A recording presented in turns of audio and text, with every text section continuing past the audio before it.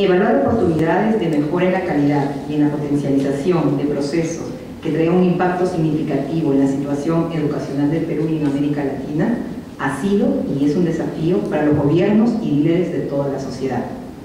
En torno a estas ideas hemos invitado al señor Orlando Nicolini, quien conversará con ustedes en torno al tema Educación, Democracia y Gobernabilidad. Orlando es economista egresado de la Universidad del Pacífico, magíster en Administración de la Escuela de Negocios para Graduados ESAM, además magíster en Antropología de la Pontificia Universidad Católica del Perú, graduado también de la Escuela de Negocios de la Universidad de California de Los Ángeles, la UCLA, actualmente consultor de la Fundación Friedrich Ebert, docente de la Universidad del Pacífico, docente de la Escuela de Negocios de la Universidad de Lima, director del Instituto de Fomento de la Innovación Empresarial, IFIEM, y director y gerente general de Jatuntrade Perú, SAC. Además, Orlando, para quienes no lo ubican todavía, para la escuela es un invitado especialísimo, porque fue el primer director de nuestra escuela de directores. Entonces, él está regresando a su casa y como tal les pido un fuerte aplauso. ¿Para qué educamos? Indudablemente se educa para el cambio. El concepto o la noción de cambio es una noción que está absolutamente y palpitantemente vigente en todo lo que es el proceso educativo. De hecho, el niño cambia físicamente, cambia emocionalmente, que es lo más importante, cambios conductuales. Pero no solamente la educación es cambio, visto el cambio en la perspectiva del educando, sino que en realidad el educando es el medio para llegar a algo mucho más macro, mucho más amplio, que es la sociedad en su conjunto. Se educa para el cambio, pero no solo para el cambio del individuo que recibe la educación, sino que se educa sobre todo para el cambio y para el cambio social. Es por eso que cuando se habla de educación y gestión, por ejemplo, resulta sumamente difícil encontrar los puntos de acuerdo entre lo que hace un administrador de empresas y lo que hace un gestor de la educación. Claro, en el caso del administrador de empresas o de la empresa industrial o comercial, el tema es relativamente fácil. ¿En qué sentido relativamente fácil? Se trata de satisfacer las necesidades concretas del consumidor, porque es el consumidor aquel que compra. Si el consumidor compra, entonces las cosas van bien. Si el consumidor no compra, entonces quiere decir que las cosas están mal. Pero no es que el conjunto de padres sea el cliente. El problema de educación es que el cliente es toda una abstracción. El cliente es la sociedad, pero ni siquiera la sociedad actual, sino la sociedad futura. Y la sociedad futura, por definición, no existe.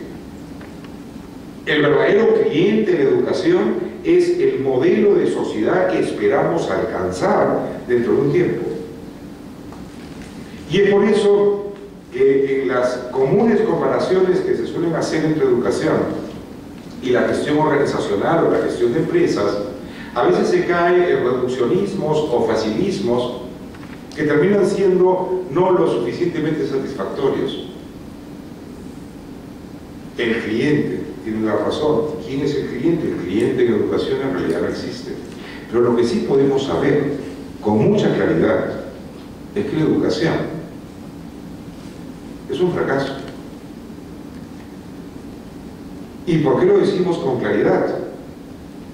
Porque basta ver la forma como está organizada la sociedad. Y la sociedad es un ejemplo de injusticias, inequidades, discriminaciones, violencia y algunos puntos favorables que también tiene la sociedad. ¿Pero por qué es así la sociedad? Pues evidentemente la educación falló. ¿Y cómo sabemos si lo que estamos haciendo es correcto? Habrá que ver cómo es la organización social, digamos, de aquí a 20 años o quizás 30. Y si la sociedad en alguna medida se transformó para mejor, entonces quiere decir que hicimos bien las cosas. Y si no se logró transformar para mejor, quiere decir que hicimos mal las cosas. O extraordinariamente mal, si lo que logramos fue que la sociedad esté peor. Es que lo que quiero hacer notar es que el vínculo educación y sociedad es un vínculo que se da por definición. O sea, no hay ningún esfuerzo de intentar conducir un tema al otro, se da por su propia naturaleza. Se educa para el cambio, se educa para vida en sociedad, se educa por lo tanto para una sociedad mejor. La sociedad es en gran medida un producto de la educación. Y a su vez, la educación es también un resultado de la sociedad. Y ciertamente cuando hablamos de educación, no debemos referirnos en forma exclusiva al tema estrictamente tecnológico que suele darse, por ejemplo, en la vida escolar. Es que el sentido de la educación es un sentido mucho más amplio. Y el conjunto de insumos que recibe el estudiante o el educando no se limitan solo al colegio. Ciertamente, la vida escolar es muy importante y en gran medida determinante, pero no es lo único. Muchas veces los educadores, en su afán de enriquecer sus conocimientos, en su afán de enriquecer sus prácticas, sus habilidades, sus dominios, profundizan, y eso está muy bien que lo hagan, en una serie de aspectos técnicos vinculados con el quehacer educativo del día a día. Pero muchas veces en este afán se descuida lo macro. Y al descuidar lo macro estamos descuidando, sin darnos cuenta, de cuál es el verdadero sentido de la labor educativa. Y el verdadero sentido de la labor educativa no está simplemente en que un niño aprenda a resolver un par de ecuaciones simultáneas o conozca o retenga algunos datos históricos. El verdadero sentido de la educación es la formación de hombres y de mujeres que, con su quehacer, conduzcan a que el conjunto de hombres y mujeres en la sociedad estemos mejor.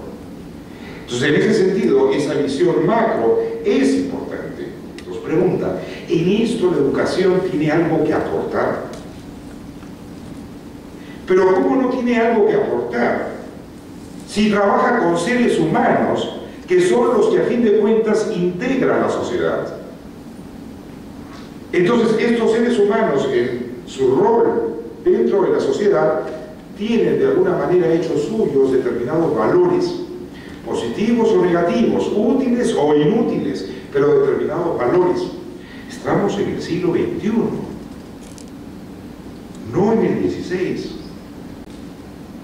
Y podríamos citar numerosísimos ejemplos de prácticas discriminatorias. Prácticas discriminatorias que se dan en la vida social y que se dan también en la vida escolar. ¿Acaso la discriminación o las actitudes de discriminación, entendiendo por discriminación, diferenciación, pero diferenciación cargada de violencia? Bueno, las personas no somos iguales, eso es un hecho. Así, mirando rápido, definitivamente aquí el más gordo en este auditorio soy yo. No somos iguales, pues yo peso 30 kilos más. Es que existe a veces la idea de que los seres humanos somos iguales, eso no es así. Somos diferentes, y viva la diferencia. Pero la actitud discriminatoria no implica solamente la separación o la diferenciación, sino la separación violenta. La diferenciación con carga de violencia. Y por lo tanto la no aceptación de lo diferente.